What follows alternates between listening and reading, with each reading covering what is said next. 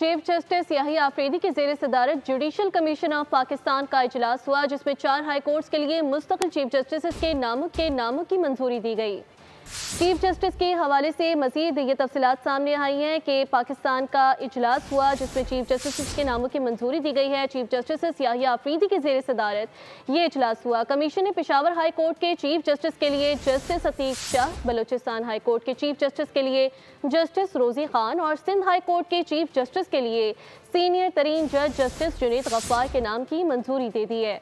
Islamabad high court के मुस्तकबिल chief justice के लिए जस्टिस सरफराज डोगर के नाम की मंजूरी दी गई।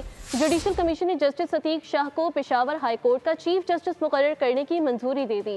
Justice Atiq Shah Peshawar high court में सीनियरिटी में दूसरे नंबर पर हैं। ज़राए के मुताबिक 16 में से 11 अरकान ने जस्टिस अतीक शाह को चीफ जस्टिस पेशावर नामजद करने की मंजूरी दी। सब्सक्राइब करें और बेल दबाएं ताकि कोई खबर रह न जाए।